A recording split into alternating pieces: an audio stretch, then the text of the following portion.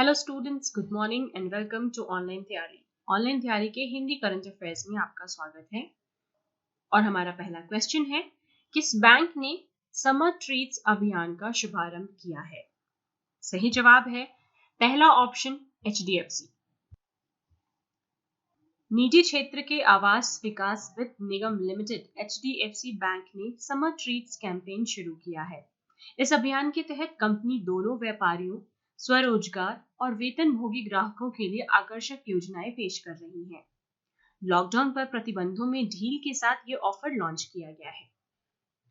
Next है आज का दूसरा क्वेश्चन, 3D रोगाणुरोधी फेस शील्ड के बड़े पैमाने पर औद्योगिक विनिर्माण के लिए किस कंपनी ने NIPER गुवाहाटी के साथ एक समझौता ज्ञापन पर हस्ताक्षर किए हैं? सही जवाब है C option, Hindustan Antibiotic Limited. ये इसका सही उत्तर है।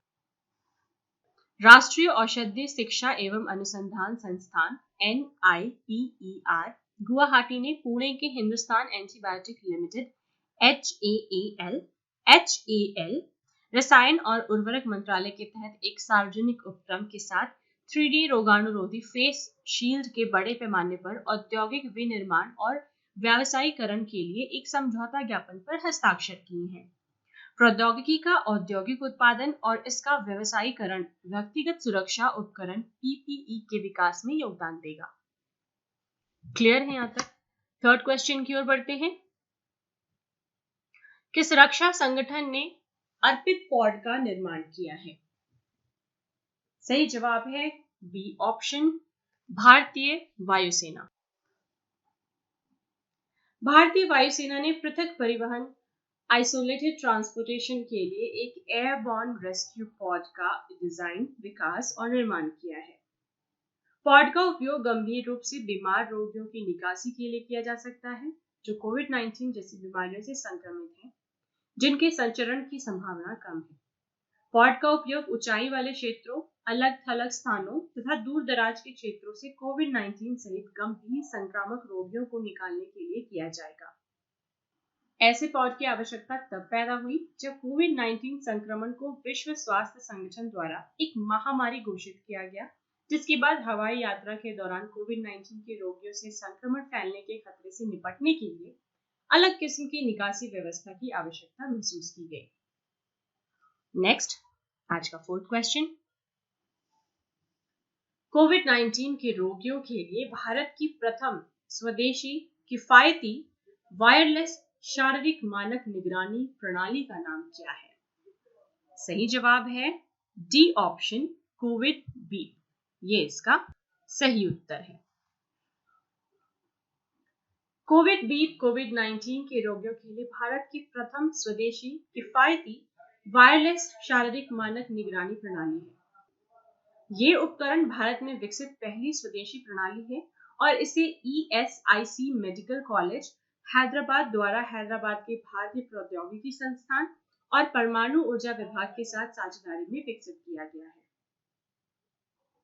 केंद्रीय पूर्वोत्तर क्षेत्र विकास राज्य मंत्री एवं प्रधानमंत्री कार्यालय में राज्य मंत्री डॉक्टर जितेंद्र सिंह ने 7 जून 2020 को कोविड बीप की शुरुआत की है।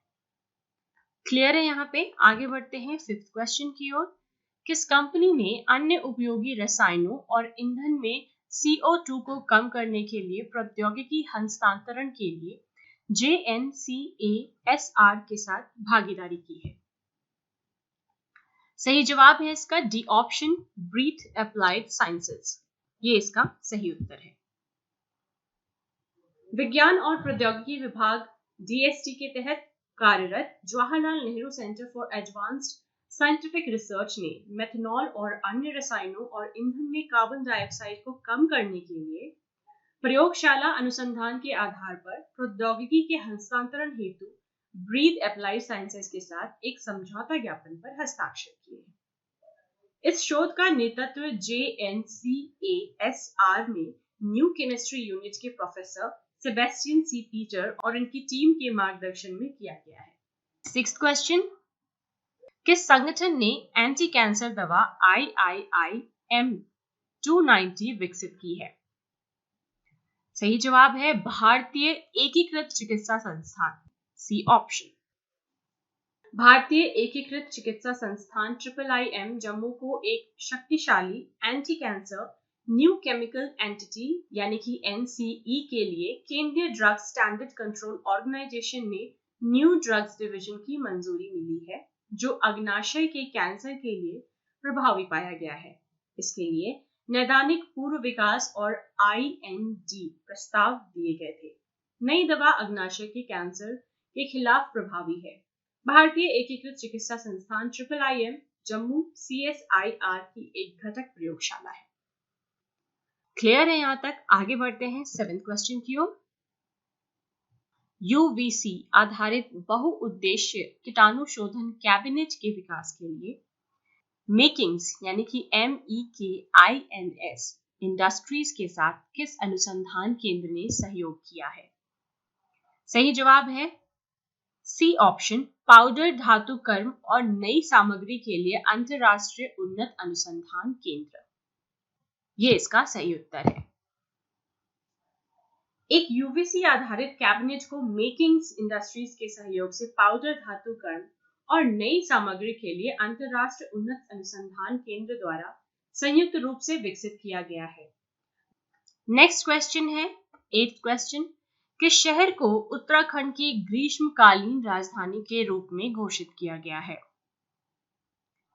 सही जवाब है गैरसैंण। उत्तराखंड के चमोली जिले में गैरसैंण को उत्तराखंड की ग्रीष्मकालीन राजधानी के रूप में नामित किया गया है। 4 मार्च को राज्य विधानसभा के बजट सत्र के दौरान उत्तराखंड के मुख्यमंत्री त्रिवेंद्र सिंह रावत द्वारा निर्णय की घोषणा की गई थी। मुख्य सचिव उत्पल कुमार सिंह ने राज्यपाल बेबी रानी मौर्य की सहमति के बाद इस अधिसूचना को जारी किया है। क्लियर है? नेक्स्ट क्वेश्चन, खगोल भौतिकी और अंतरिक्ष स्थिति जागरूकता के क्षेत्र में सहयोग के लिए किस संगठन ने इसरो के साथ एक समझौता ज्ञापन पर हस्ताक्षर किए हैं? पहला ऑप्शन सही उत्तर है आर्यभट्ट अनुसंधान संस्थान अवलोकन विज्ञान। भारतीय अंतरिक्ष अनुसंधान संगठन ने खगोल भौतिकी और अंतरिक्ष स्थिति जागरूकता यानी कि SSA के क्षेत्र में सहयोग के लिए आर्यभट्ट अनुसंधान संस्थान अवलोकन विज्ञान के साथ एक समझौता ज्ञापन पर हस्ताक्षर किए हैं। आगे बढ़ते हैं 10th क्वेश्चन की ओर।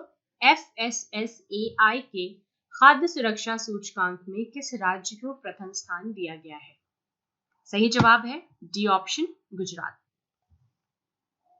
FSSAI के अनुसार खाद्य सुरक्षा सूचकांक में बड़े राज्यों में गुजरात ने टॉप किया है, जबकि केंद्र शासित प्रदेशों में चंडीगढ़ ने बाजी मारी है और छोटे राज्यों में गोवा सबसे ऊपर है। इस सूची में बड़े राज्यों में गुजरात के बाद तमिलनाडु और महाराष्ट्र है। खाद्य सुरक्षा सूचकांक 7 जून 2020 को जारी किया गया था। ये खाद्य सुरक्षा सूचकांक की दूसरी जारी सूची है और विश्व स्वास्थ्य सुरक्षा दिवस के अवसर पर जारी की गई थी। तो ये हैं आज के 10 इंपॉर्टेंट क्वेश्चन। अगले दिन फिर मिलेंगे 10 नए क्वेश्चन के साथ। तब तक stay home and stay safe. Thank you.